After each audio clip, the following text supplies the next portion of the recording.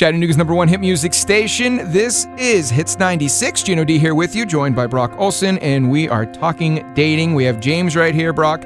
He has a question about his girlfriend. He wants to approach his girlfriend to talk about how she should dress up a little bit more. I guess she used to do it quite a bit, not too long ago, maybe, in the near future, but now she's been seeming to wear nothing but oversized clothes and leggings.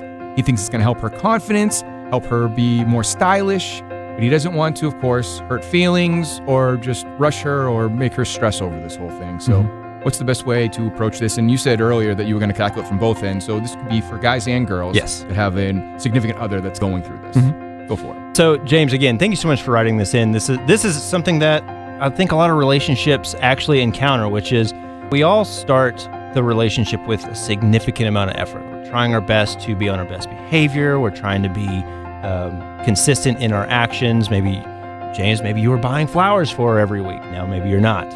Ladies, maybe you were, putting your full face of makeup on every day. Now maybe you're not. I think it's really important that we are able to communicate what our standards are of our partner. And sometimes situations like this, James, you find yourself in a relationship where you said this, you love your partner no matter what. That's beautiful. So it's not like she's in jeopardy for not dressing up all the time. However, what does become something that jeopardizes the relationship is they're just not being effort. And it's really important that if this is a somewhat early relationship and she's already declining in the effort, imagine what it's going to be like 2-3 years from now. It's really important, everybody, that you are confident in expressing what you need from your partner.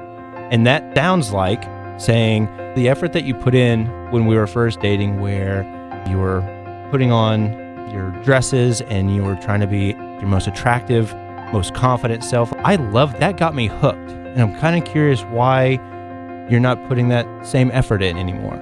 I love you regardless of how you look, but I am noticing just a little bit of a switch up in the overall effort. Is there something I'm doing that has you not as motivated? I understand we all get comfortable sometimes, but something that's really important to me is that I see my partner trying because I am trying. And it says, James, in this, that he's trying. He dresses up. But there was something that he said, which was, I put out magazines. Yeah. I try to do the subliminal, the nonchalantly. That's very passive. And that shows that the relationship hasn't had the foundation created where you're able to have that confident and open communication where you're able to say, something that I really love is when you wear that red dress. That just does something for me. I'd like to see you do that more often. That really means a lot to me. That shows me that you're putting in that effort. And ladies, you can do the exact same thing. Something that guys stop doing is, I mentioned the flowers. The flowers are really important to you. Seeing that gesture, that act of kindness, that consistency, saying that flowers make you really feel special. They make you feel considered and you love receiving flowers. That's how you do it. You don't just say, oh, Becky's boyfriend keeps buying her flowers. You don't do stuff like that's not going to motivate him. But when you're able to confidently communicate what makes you happy in the relationship, what makes you feel considered and seen and loved, and you talk about why it's important, and you can adequately articulate why that's important, not just saying, I want my girlfriend looking hot all the time. Obviously, that sounds super shallow. But if what's really important is that you're seeing your partner continue to put effort and invest into the relationship and not get too comfortable, you are going to have a very happy, long relationship because we all do get a little bit comfortable at times. I get comfortable in my relationship. I'm a dating expert. I still do it. My wife does it on occasion. Guess what? We call each other out. And that doesn't jeopardize the relationship at all. Even though we're married, regardless of that, when we were dating, we hold each other accountable for maintaining the standards that we require in the relationship. We are confident in expressing that.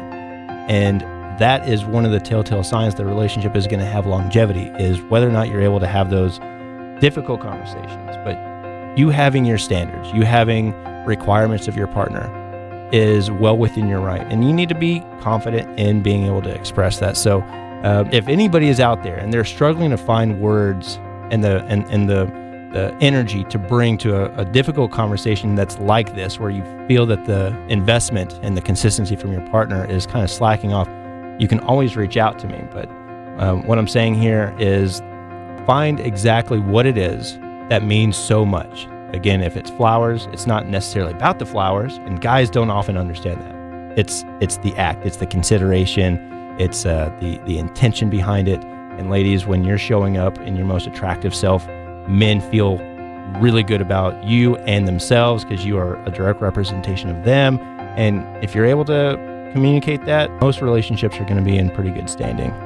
Just like the previous years we've done this. Open lines of communication. That's consistent right there. Yeah, it's very consistent, very key. Thank you so much, Brock. And thank you to James for writing. And of course, we wish you the best of luck with that. And you can always go to brockolson.com for more details on all types of stuff like that. For those of you listening out there that would like to ask Brock a question yourself, set us up with a dating scenario or whatever the case may be, send an email. That's Gino, Gino, at WDODradio.com. You can be as anonymous as you like, by the way. I want to keep that out there. You don't have to even give a first name if you do not choose to, but send that email, get us in here, and we'll do our best to answer it right here on the air. And again, brockolson.com for details on everything that Brock does. Brock, thanks so much. We'll talk to you next week. Sounds good, Gino. Thank you.